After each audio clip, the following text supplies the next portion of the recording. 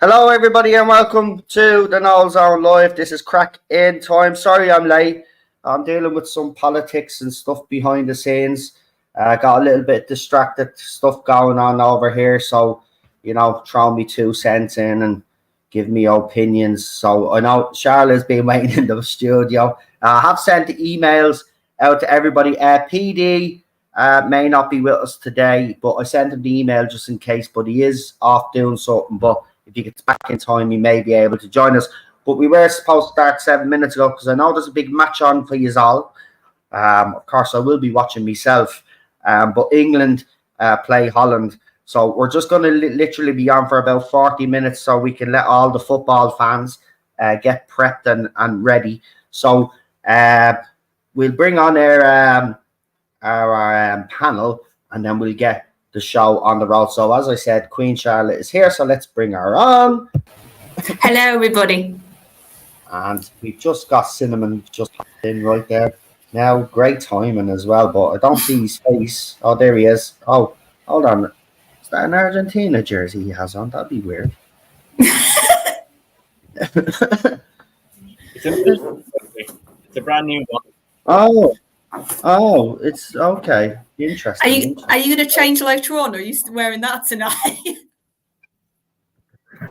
No, I'll have my England top on by 8 o'clock when I have to shoot off before 8. But well, don't worry. We'll be shooting off at around. We'll shoot off around 25 past 7:30 because I've got. I'm have to do me back in. By the way, folks. I've got this heat patch. I've been overdoing it with the protests and stuff, so it's after catching up on me. So I'm highly dosed here at the moment, but I managed to get one stream done today, so I'm okay. I'm in a position where I'm comfortable, and I've got a heat patch on. It's making a little bit of a difference, but as I said, don't want to hang around we won't hang around too long tonight. We were streamed with Christian yesterday, folks. If you haven't went to watch it, I suppose we haven't streamed on a Tuesday in a long time, so obviously the numbers are the views are very low, but we're back every Tuesday with Christian. So go and check out that stream if you haven't. He was talking Axel F. He watched it. So spoilers. I will be watching the movie myself. Chris, and John. Obviously, Chris does be in the chat. We will be doing the movie zone. We will actually do the Bone Collector first, but we do have plans on maybe doing Axel F. But we've done Beverly Hills Cop 1, so we might do part 2, then part 3, even though I don't like the movie, and then do Axel F maybe. So join us for that. Cinnamon, we've lost him, but he'll be back. So we will start off with Queen Charlotte because this is obviously our entertainment chat. So anything goes.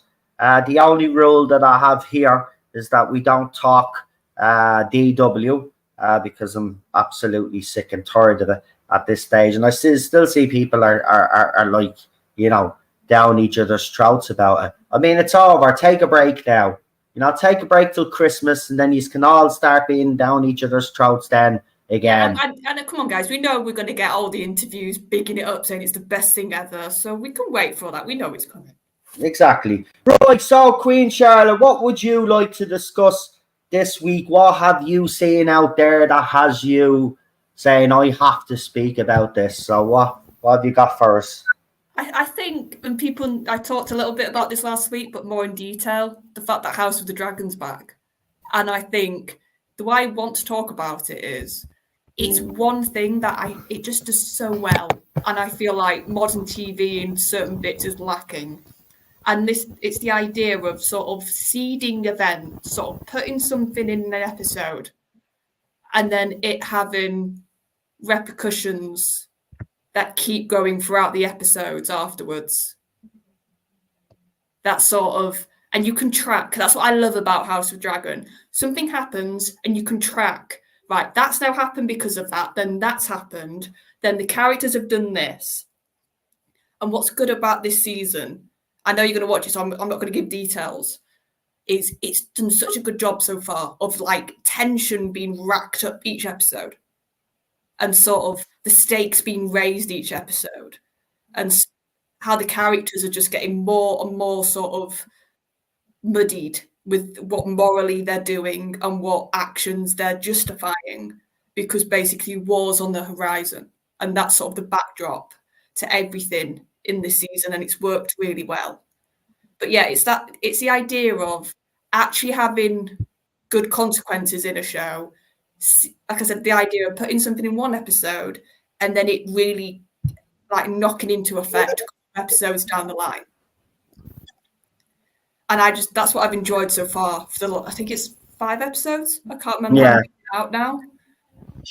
And each episode, you can just see like how this war is going to get started, or you can guess how it's going to get started, or what characters are going to be the catalyst sort of for it.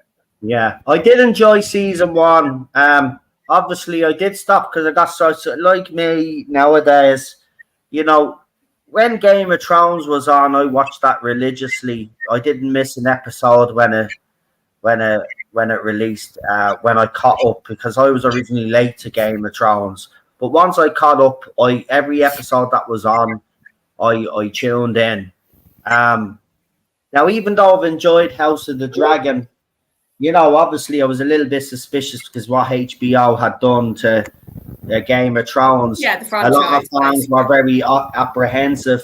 You know, there was even fans slagging at the fact that they had used the same music. But after the episode was done, I think everybody was in agreement that they had actually done it very well. And I watched it up. I think I watched 5, 6 maybe episodes of season 1. And then I got distracted and I never went back to it. So I'm actually, as I said, I'm going to binge watch the 4th season again. And then by the time I'm finished that, the 2nd season should be finished then, and I can binge watch the 2nd season. But you are right, these shows are few and far between. So when they do get done or they get released and they are that good, they should be discussed. You know, and yeah, and as I said, it's this idea of even stuff now. There's stuff that happened in the 1st season, which is having payoffs in this season. Yeah, and it's like it's such a tight show. That's what I love about this so much, and that tightness, and how you can tell they're very that you can tell instead of the showrunner almost on the hoof saying, right, we're going to do this episode, then this is going to happen. Then I want this to happen, but I won't plan for it. House of Dragon feels like they've really got a plan to, this is going to happen in this chunk of the season, then that can happen. Then even in season 2, we set stuff up in season 1, basically, with the families, with the two sort of, with the Targaryens and the Hightowers, sort of these warring families. And sort of how the characters react to each other and what they think of each other.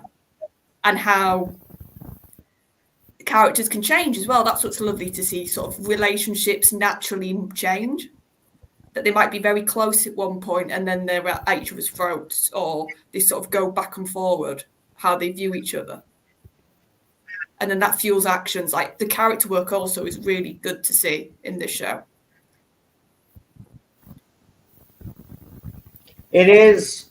I have to say, you know, Lost was another show, again, that I grew up watching religiously, and they let me down the last season, I have to be honest now. And season 2 was a bit all over the place, but overall I did really enjoy that show. But there are few far in between. But well, I do agree with you. I think what the House of the Dragon has done very well, like Game of Thrones have done, is the character development is off the scales here. And as you said as well, there may be things, I remember even in Game of Thrones, something happened in the 4th season that had a payoff like a few seasons later, like, and you were like, oh man, do you remember that? And then you'd go back and watch that episode again. Like, it was, I miss TV like that.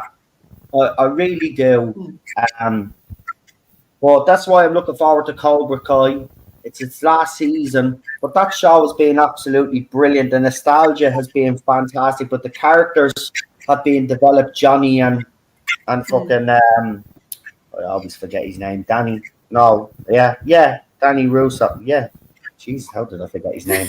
But those characters have been well developed. You know, we got to see, you know, the family and stuff like that. So they're few and far between. But there's a show now that's going off the air, and it's a shame, really. To be quite honest, I think you could have went a couple of more seasons, not overdo it, but a couple of more seasons. I think you could have got Netflix is away with. weird. Netflix is so weird, isn't it? What they keep going, and then what it's like with the Witcher situation at the moment. It's like, why are you doing 2 seasons? At most, you should be doing 1 more season just to cap everything off, because the reaction they've released, I think, 1 trailer, but it's not a really like long one. It's just almost like a teaser trailer. Yeah, but I like that. But I like that because I think we're spoiled too much with trailers. Like, the reason why we gave out about the other trailers for the show that we watched was because there was nothing in them. Whereas with Cobra Kai, you kind of got you don't give too much away, but you kind of get a sense of where the season might go. Do you know what I mean? Whereas we haven't got a clue with the other thing. Yeah, no, I agree with you. You can do one without technically lots of story content, but it gives you like a good vibe or direction. Definitely, you can do that. But that trailer came out for Witcher, and I think they've released a couple of shots of Liam in the costume, and nobody's like, the fan base is like just gone meh. So it's like, why are you doing 2 seasons? I've got a feeling why you're doing 2 seasons. Probably because of contracts you've got that you couldn't just kill it earlier. But nobody's going to care when Witcher comes back. There'll be the diehards that will watch it, but the sort of the people that talk on social media and the buzz and the sort of YouTube content side of it is going to be hardly anything. Right. I have to mention this. Lee Anthony Davis has put Wow, 49, 50 quid, right? 50 quid super chat to say hello, Noel, on the panel and everybody on the chat. It's great to be here, as I am made to feel so welcome. Here's a super chat donation to your channel.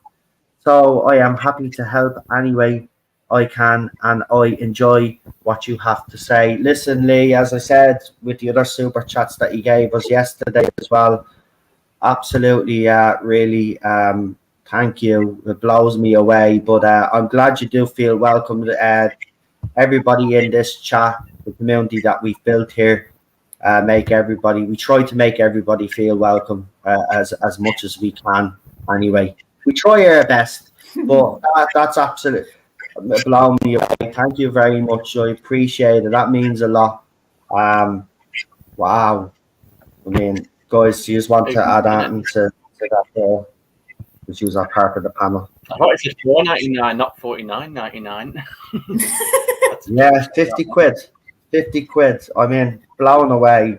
Thank you. Thank you, Nicholas, as well. No, he's putting up 50. He's putting up it's 50 quid. Oh, right. Sorry. I can't read YouTube comments. Sorry. Jesus Christ. Thank you, Lee. Thank you. Now, seriously, I never push the super chats, as you know, even though they're there. I never push them because it's not about that for me. But when we do get a contribution, it doesn't matter how big or small it is, we do be blown away. So, seriously, from the bottom of my heart, I really appreciate it. Thank you. And thank you, Chris, for just saying, everybody, please take a moment to show a like, because that's also very helpful for traction, getting these videos, sort of streams moving. So thank you, Chris, for reminding people about that. Again, I don't care how many of people I stream to. The panel will tell you that. We don't care how many people we stream to. You know, some of the panelists are on channels where they get over 100 people watching. But for me, it's not about that. You know, the end of the day, if we even have one person watching, then that's one person that we have to entertain, really, and stuff like that. That's the way I've always looked at it anyway. It's not about those numbers. I think if you go down that route, chasing and stuff like that, you're not going to be happy, because you'll never be happy. That's the thing. And the thing is, and I bet Cinnamon could add to this, the thing that's been lovely the good side of the last 5 years plus of the whole cultural sort of wars and all that stuff is because we felt pushed out because we got told in our varying fandoms we weren't allowed, we weren't welcome, we weren't fans, all of that sort of rhetoric. Still are. It made us come as our own communities. It made us find each other and sort of build our own families. So that's, I've always said this is the blessing that sort of has been the last 5 years plus. That's the positive, yeah. The only positive. We've all met, we're all friends, and as you said yourself, you know, some of us consider each other family. We do that and to protect each other, which everybody has shown in the past. That's the one thing I'm proud of about this channel. No matter how much stick I get, right, my legacy, as far as I'm concerned, in this fandom is that I was able to bring people together, right? And that to me is enough. So again, Lee and everybody else out there that has supported us over the last, we're 7 years now coming on this channel. But for those last years, I just want to say again that it's absolutely fantastic. I'm blown away. I absolutely am. I'm not messing. I'm blown away that you are still here with me. You know, we've had a lot thrown at us these last few years, but I think it's made us stronger, and I think it's made us better people as well, to be quite honest with you, because we've seen the utter boil of humanity on social media. So, you know, I'm proud to know you all. I just want you to know that. And, you know, for anybody that comes onto my channel, you know, you know I have yous our back. I always do. I always try to look out for yous as much as I can. Yous do the same for me. And that's what it's all about. This is why I love doing these streams. And again, I just want to apologize to yous because I know I haven't been streaming as much as I would like here. But that is going to change. We will get back to some sort of normality. I just have to get the balance. But I think now that I've got a schedule on the other channel and I know it, I can get the balance right now and not actually overdo it, because that's been the problem. I've burnt myself out a few times over the last year. You do way too much at times, no? Yeah. Also, I was talking to Lee, problem being, he texted me there on Instagram. So we're going to do something next week. He wants to get the gang together for a big stream like we said we would. So we'll do that.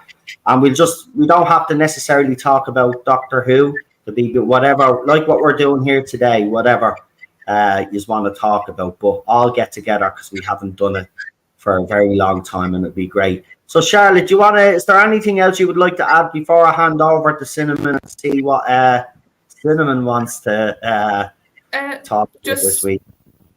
We're coming soon. We're going to have Deadpool at the end of the month, and that's a movie that I'm generally looking forward to, because I think if there's anything of Disney's output which could be close to sort of good or entertaining, it's probably Deadpool, because Ryan, if he's allowed to, I hope he completely goes both barrels at Disney, at superheroes, at the sort of multiverse stuff, and we saw a bit of that in the trailer already. He's clearly taken the mick a bit of how bloated the multiverse stuff is now.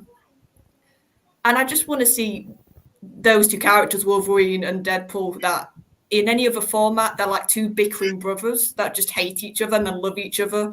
And I want to see that dynamic on screen. I want to see Wolverine, like the older brother, having to cope with this annoying little brother who won't shut up. Like, that's the dynamic I'm hoping. So, yeah, that's meant. And when I see it, I'll let you guys know. But I am looking forward to Deadpool coming out. Same. And I have to say, I've liked the little teaser trailers with Hugh Jackman and Ryan Reynolds. They're fucking hilarious. I do have high hopes for this movie. I wasn't a fan really of the second one.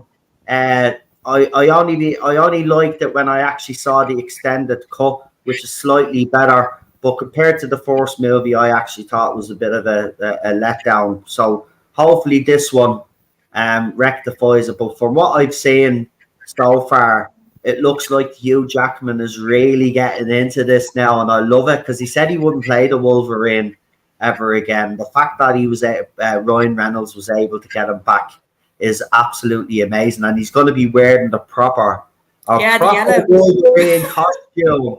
which I cannot wait to see. And he looks good in that costume. It's a really good like screen replica, isn't it? Yeah, it looks brilliant. It looks brilliant. Anyway, yeah, that's something to look forward to, I have to say. Nicholas Horton did bring up Godzilla -1. Actually, I was on this channel I think it was a month or two back, and I said I was on a Godzilla binge. So I watched all the old movies and all the up-to-date movies. I've caught up now. I've watched every single Godzilla movie. -1 is the last one now, and I've caught up completely. But I have to say some of the movies had their pluses and minuses. But you know what? Overall, I've actually really enjoyed most of the Godzilla movies. Even the one that gets slated, the 1990. What was it? The 1990 was it 1994 or whatever? I know which one you're talking about, though. Yeah, the deeper the. I quite like that deeper one. Actually. The 97 one. Schoolers Day Off with the actor, whoever that is. I know yeah, Matthew Broderick. Matthew Broderick, but yeah, yeah, it was certainly the movie I've ever seen. I remember watching that one quite a lot. I don't know how much it contrasts to any of the perhaps classic ones, or if there are any here, but I remember watching that one quite a lot actually.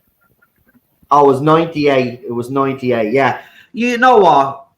I mean, I get why people, because I've watched all the movies now, and I didn't get the hate because I wasn't a Godzilla fan, right? So when that movie came around, I didn't understand the hate towards it, right? But now after watching everything, right, even the old movies, as I said, I can get it, but I see this as a separate entity, so I'm still not as mad, you know, and I like it for what it is. But it's not. It shouldn't have been called Godzilla. I'll agree there. It should have been called something else. Definitely not Godzilla. But it was Hollywood's first try. Let's be honest about, and they don't always stick with the fucking source material. But let's hand over especially to Asian stuff. Yeah, especially Asian stuff. They like to change quite a lot. You're right. Yeah. No wonder the Japanese and the Chinese always fucking give out when Hollywood does movies based on their stories, like, because they never respect them. But anyway, go on, Cinnamon. What would you like to talk about this week? Well, I suppose a range of things, but I can boil it down to two principal things. It's funny you mentioned Asian market and censorship, actually, not censorship, and changing things, because I was going to lead me on to my point about censorship, because there seems to be a lot of that recently, just in everyday general's life, whether it be movies, TV shows, games, especially. Charlotte will know this. Oh God, yeah, games. There's a lot, especially with remakes, because there's a pattern, and it's a double-edged sword really. Because as much as I love remakes, because they can really enhance a game, breathe new life into it. For example, I'll probably mention this later, but Fable, that franchise is my favorite all-time video game series. Fable 2 especially. As much as I love it, it's quite dated in terms of its movement. It's in general the camera, the whole mechanics of it all. So, like, if that was to be remade, or I would love for that to be remastered. But then the sort of flip side of that is, because as good as it is to have things like that remastered and new graphics, 60 frames per second, 4K if you want it, all the different performance modes and stuff, and all the things like that. It's the changes that come with it, and there is definitely changes. For example, even just recently, the Mass Effect games, I've never played them. I think I tried to play like the first half an hour of the first one. We never really finished it. Never really went back to it. Played like half an hour of it, and that was it. I will one day, but even with that series, they've just changed the characters. Especially the females, they'll sort of like downsize them and alter their appearance if they look a bit too sexy.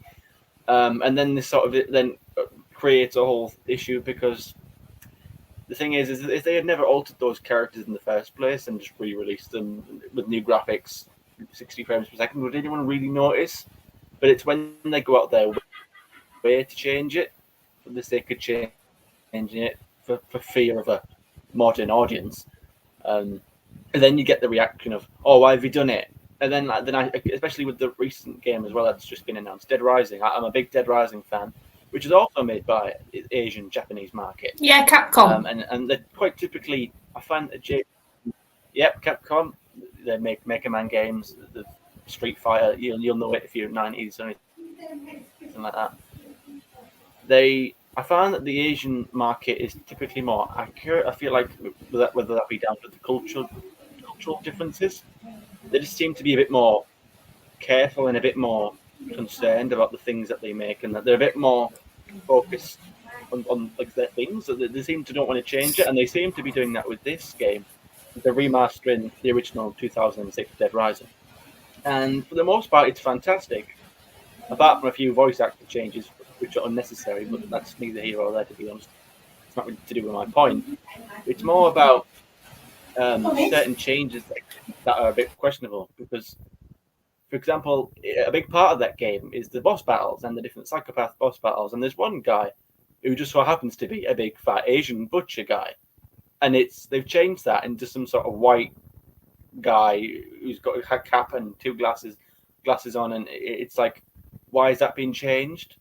And we all know the reason why is because they're going to give out the preconceived sort of argument. Oh well, it's offensive, it's a stereotype, and I'm left thinking, well, what stereotype? Because there wasn't particularly anything offensive about that character, just the fact that he was Asian. Like the fact that his race was ever mentioned, it had nothing to do with the character. There was not a stereotype there to be at all, or there to be seen. And even if there was a sort of perceived stereotype, whatever the stereotype was, again, like I said, like I mentioned, the game is made by Asian people. So are we really saying that Asian people can't put stereotypes of their own people in there? Again, if I was to make something, am I going to have an issue? If I was to make anything British, am I not allowed to put, people with funny teeth in it? That's the stereotype of people with British and funny teeth. It's the same thing. There was literally nothing wrong about that character. He's just so happens to be fat, Asian, and a butcher. That's just okay. He's a little bit slow, but that's more due to the fact that he's just crumbled under the pressure of the situation that he's in. Nothing to do with his race, but it's been changed. And other things like, again, female characters that are being nerfed, and of course, and then you get again they create a problem, and then they get a reaction, and then they criticize the reaction, which is weird to me, because then you'll have people like me who go, why are you changing that? And it's not just because, oh wow, that female character isn't as busty as she used to be. Oh my god, where's the wank bank material going to go? It's not about that. It's more the point of principle.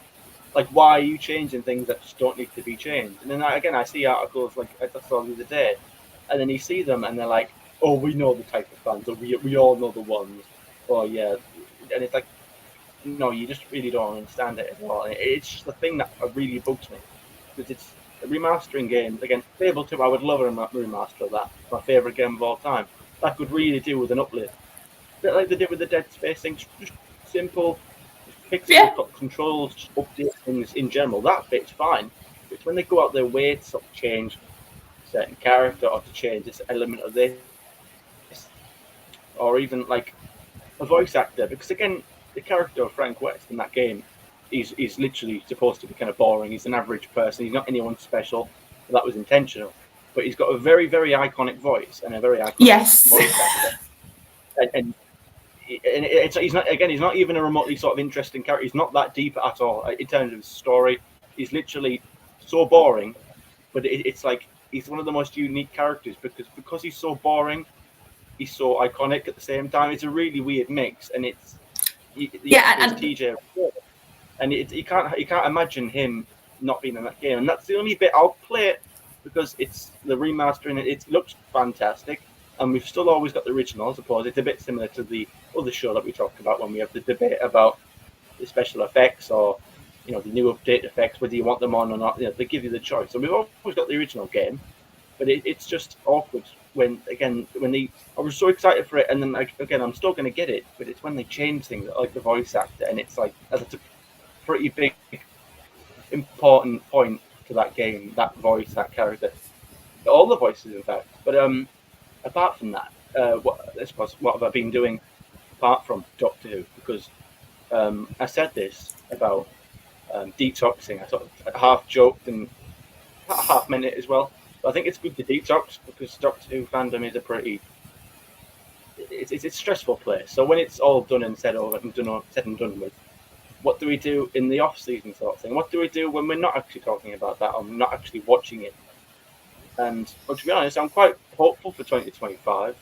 I know a lot of us say, "Oh, New Year, same crap, same different, stuff every year." But I'm actually quite looking forward to 2025 because there's a lot of great movies and games that are actually coming out next year that I'm actually quite looking forward to. Because again, apart from things like Doctor Who, my biggest hobby is probably gaming. I've been doing that all my life. So again, the fact that Fable, a new entry into that franchise, finally for the best part of and it looks good off the trailers. It looks like they've got the sense of humour, doesn't it? And that's so important with the Fable games. Exactly, you need to again, be British. You need to have a sense of humour. Yeah, because there'd be absolutely no point in even bothering to do that game because it's been so long. I mean, how long ago was 2010? What, 14 years ago? Oh, it's been ages. It's been a while. Line sort of game. And I've been looking forward to this for a while because I heard back in 2018 that there was going to be rumours that they were remaking or making a new entry. We didn't know whether it was going to be Fable 4 or just a sort of soft reboot. Because I don't like that. I don't like people who say, "Oh, just reboot it," because that makes the old games redundant then. Oh, just reboot it like it's like a click of the fingers. Oh, just ignore the previous game. But there's some good stories there. There's some good all three games are decent in their own right. Yeah, and that's what you've got attached to, isn't it? That's the other thing. It's like those games originally is what got me loving this franchise and connecting to it. So I don't want that just to be discounted now. Yeah, or like just decanonized or anything like. You can still have your soft reboot where you can still have this new game but just have it like not reference the previous games at all. Just have it its own little thing. Don't go out of your way to do things. Don't go out of your way to decanonize the rest of the games. Just say it's its own little thing. Maybe it exists in a sort of separate time. Just do whatever. You can still have your own completely brand new story. Just don't completely wipe away all the stuff that's came before. Just ignore it. Just do your own thing. Don't have to make these big like Russell T Davies, these constant unnecessary big changes that are there to just annoy people. So that's coming out next year. Looks fantastic. Everything that I want it to be. It's made by a British studio that actually understands British humour because it just wouldn't work otherwise. The charm of it, the sort of theme of it, the actual tone of where the game is going as well. It delved. Well, the one thing about the previous game is that it did delve into sort of the Victorian era a bit, and the too many time jumps really kind of didn't help. So it's going back to the sort of maybe more Enlightenment era, the bit more castles, the typical medieval bit. Yeah, high fantasy more, isn't it? It looks like a bit like a Witcher, like fantasy kind of genre, which is probably where it's best to keep it. So it looks fantastic. Everything about it is looking really good so far. Still hope that they're giving you an option to play as a female, to play as a male. I don't mind playing as a female, but the whole kind of point is that it's your choice, it's your hero. Those games have never been too in depth with character customization. But apart from the first game, and the only reason the first game didn't have the option to play as a female was due to the limitations at the time. The second and the third, because I mentioned that because that always seems to get lost on people. Well, the first game never had it. Yeah, well, they meant to, but they just couldn't because of the technology. But the second and the third game give you an option. Just an option. I imagine there will be, but again, it's not a deal breaker for me. If I have to play as a woman, I will play as a woman. I've got no issue with that. But so again, that's Fable. It's looking really amazing. I'm very happy with what I'm seeing so far.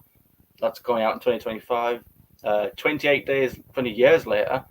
I'm a big fan of those films. Again, I've wanted a third film to that for a while too. Again, that last one was 2007. So again, the fact that they're making another one of that, and it's a northern film. They make it in sort of my neck of the woods as well. So I quite like that. Then I think that's in June next year. Grand Theft Auto 6 finally, it would never be announced, but that's another thing coming out next year. So there's actually quite a lot of things to look forward to, and that's good because again, when you watch shows like Doctor Who and you get so bogged down in it, and then you end up going away more frustrated than you kind of did going in. Even if you're like me, who actually quite roughly liked a lot of the season, it's just nice to get away. I've been doing that a lot. I've just been watching Star Wars and stuff recently. Just sort of been watching that entire timeline. I'm on the top of Clone Wars at the minute, and I've started watching The Boys. Actually, I've heard a lot about it. I've had that get a little bit iffy, maybe in the later seasons, but I've just started watching that, and I'm enjoying it so far. I'm about 5-6 episodes in, but it's looking good. It's just, I don't know. It's quite refreshing actually. It's just a sort of step away from your main thing. I've been saying this to a lot of people actually for quite a while, the past couple of weeks, and it's just nice to sort of to put your head in somewhere else, just to focus on something else, whether it be a book, a comic book, graphic novel, well, same thing I suppose, TV show, another movie, another game, anything just like that, even just anything in real life, even if it's taking your dog for a walk, just putting your mind and your attention on something else, because it does feel like a lot of the time with that other show that it feels like, it's the whole thing revolves around it if you're too deep in it, and it can really ruin your day if you really let it get to you, which is easier, as I said, than done for a lot of people, because we're all passionate about it.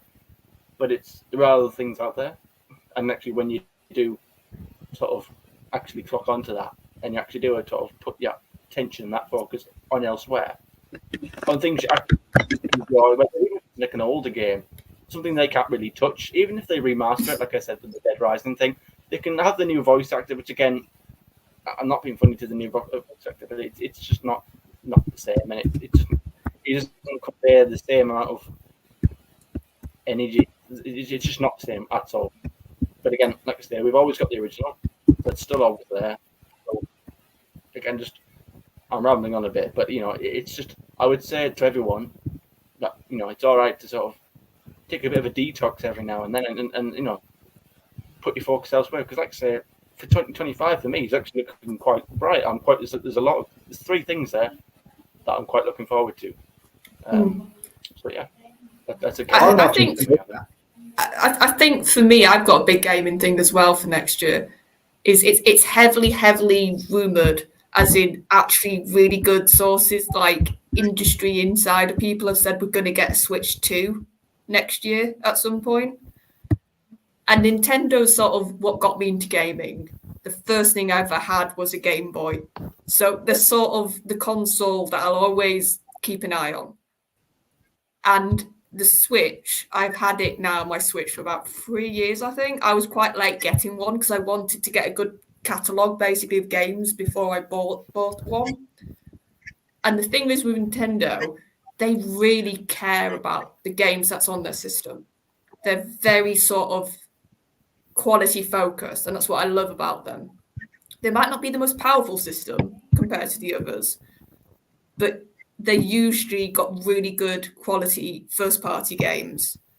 But the thing that's been lovely about the Switch, you actually had a lot of third parties, so not traditional Nintendo studios, say, no, we'll put a port on the Switch.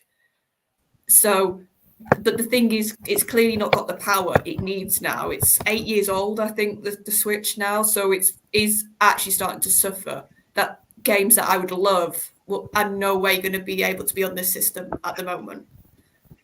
But we're going to hopefully get Switch 2 next year. And I'm just really looking forward to what improvements, how much more power can the system have? Because there's talk about that's a focus. They want to get bigger games on this like sequel system. And apparently the word is, like I said, then these are good industry, like game journalists and people who've got good connections have basically said they've actually delayed the launch of it so they can have more games, so they can have a stronger lineup, basically, when they put it to market. Because the original Switch didn't have a strong sort of couple of knockout games. It had like one and like maybe one, like it had Zelda, I think, at launch, and that was about it. I think that's an issue that we're having now, really, because it's like we've noticed, as good as these consoles are, and as technology is getting better, the new Xbox Series X or S, PS5, it's like a big issue. Is that it's not quite, again, as good as these systems are, and they're really fantastic when you do get games that are made for them, but it's not quite the same feeling as like the 360 or the PS3 days, where even just years gone where it felt like there was a lot of standout new games made for those consoles. Whereas I'm seeing quite a lot of, especially video essays as well, video essays on YouTube, where people saying like it's quite a dead generation. Like it's like it normally takes, and I get it because normally it takes a good year or two after the new console comes out for like the games to catch up because they're still, because again they'll put new games on the PS5, but they'll be sort of quickly updated to be on the 25th. They won't be purely designed. Like again, something like GTA 6. Yeah, there'll be an upscaling, won't they, sort of version. That'll be designed. GTA 6 will be designed for those consoles, and it won't be on PS4. And that's the problem because we haven't really had too many games that are just for the PS5 or Xbox. They'll sort of be like, oh, well, they'll be up to, they can be on the newer consoles, but they can also be on the last ones as well. And I think that's the problem because, and I get that, you know, originally they were quite hard consoles to get a hold of, you know, especially your scalpers on eBay and stuff. And that was where I unfortunately had to get mine. But it's just, it seems like it's a bit of a recent thing that this generation hasn't had too many standout, you know, games for that generation. I think the problem is, like I said, Nintendo, because it's been had a long life cycle to Switch now, it's got a really strong library, especially with the online store. If now I can also get digitally, I can get games and some stuff for the Switch. They don't do a physical release; they just do a digital release. But I think it feels like like Nintendo, Xbox, Sony, they've been more concentrated on just getting their system out, getting the actual hardware out, and then it's like the games are the afterthought.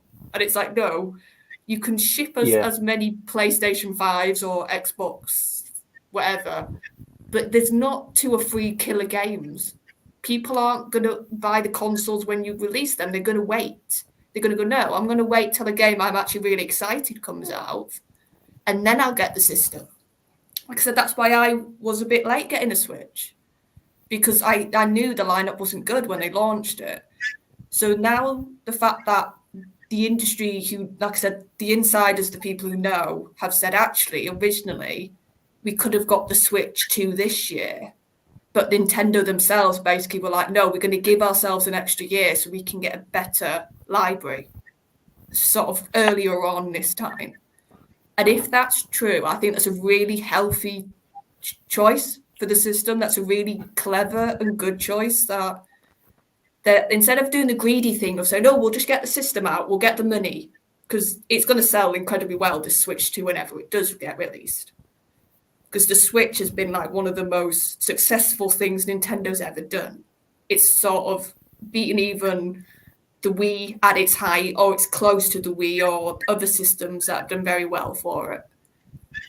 So it took what the Wii U did, didn't it? And it sort of did it better, because I quite like the Wii U. I mean, I can sort of understand why people might not have liked it, but I think it was a sort of like prototype for us to come sort of handheld. Yes, able to take it was sort of the in-between, wasn't it, the Wii U, this awkward middle child. Because you could still have it on your little, you could still hold, you could have it on the TV, but then let's say if you're a family that only had one TV or whatever, and your dad wanted to watch the football, but you still wanted to play it, then you could still do that, and that was really quite revolutionary at the time.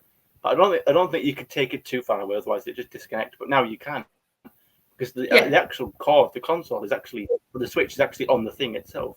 You can have it on the TV, but that, to me, because I've got a Switch too, but to me it feels like having it on the TV is like the secondary option, whereas it feels like I play it right there. handheld. Yeah, but like I said, and also I'm excited for the better hardware, for the more powerful hardware, because that is the major issue right now with the Switch. And I'm excited just for the big, because it feels like this year we've not had a lot of big games on purpose released, because they know the big sort of sister system is coming. So I'm really looking forward to the big hitting games, because Nintendo, when they've got all their first parties on, like, working hard for them and putting out those games, they can be incredible games from their studios they've got. And what I love about the Switch as well, because I don't know if you found this, Nintendo, because obviously they're based in the East, you get a more sort of interesting range of games, whereas sometimes the Western consoles can be a bit samey with the games that are on there, whereas I feel like the Eastern consoles can be a little bit more experimental, almost with, oh, that's on it. Like, okay, that game is like now on it.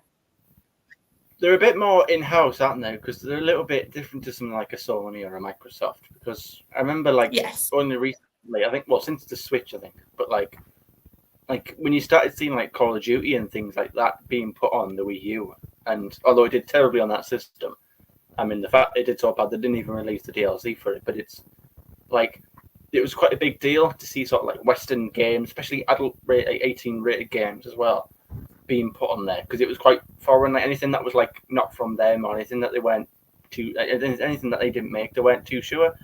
But like now you'll see games like The Witcher will be ported over to the Switch, or you'll see a lot of Western made games being put on there, which is good because it helps broaden the thing. Because there's a lot of time some consoles might be cheaper.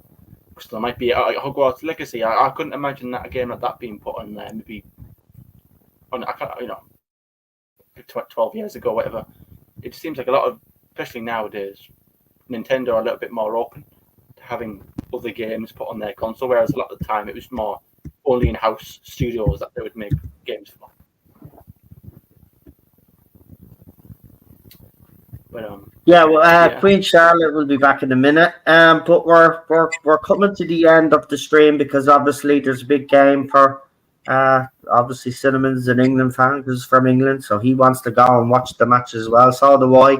There's a lot of other people as well. We normally have more people watching, but I think because it's match night, a lot of people are going to be tuning in all over Europe. So good luck to the Dutch. I'm only messing. Listen, whoever wins. I saw your tweet last night. Listen, whoever wins, right? But it's Spain's Euros to lose, in my opinion. After seeing them perform, they've been the only team that's been consistent actually in this campaign. But that doesn't necessarily mean you win a trophy at the end of it. But they're a good bet to win this. What? So I've never been more scared of a 16-year-old. Well, I tell you, he's a good player. But look, at the end of the day, he's had to get past the Dutch. Let's see if he's do it. If he's do, well done. It'll be a decent final anyway, but I would have preferred the Spain Dutch final myself. But there you go. You can't have what you want, some of the time, most of the time. So look, whatever will be, will be. But yeah, there's a lot of people in there saying their parents are going to watch and all of that. So we'll do channel shout out. So we'll start with Cinnamon Toast Crunch. Yep, I'm still planning on that Space Babies review. I was a little bit busy. Was it this Saturday? I think I'll have it a bit track of time, but I'm still doing that. I think I'm going to do all the thumbnails for that, actually. Get all the thumbnails out first, and then get the reviews going, and then start some reviews on other channels as well. Other channels. Do some reviews on other topics, other movies and stuff. Again, like 28 Days Later, because I'm a big fan of that franchise. Just basically doing sort of content. I'll probably put out a channel update because I've been a bit inactive for a little bit. I want to get back to the sort of content that I promised that I'd do. Not anything, because I know I've got a particular viewer, I think it's Paul, who said he's a bit disenfranchised with the Doctor at the minute, and he doesn't really want anything to do with it, but he liked my channel and he liked my style of doing things, so he said I would like it if he did other content. So that's kind of why I did it, and I said that to Noah, and he praised me for it. Just doing other stuff, so you don't get too bogged down in just one thing. And I think Noah's doing that as well. As you can see, we're doing this. We've not really talked about that show.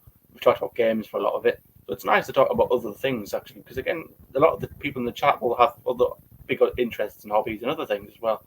So it's good to sort of actually delve into that as well for a while.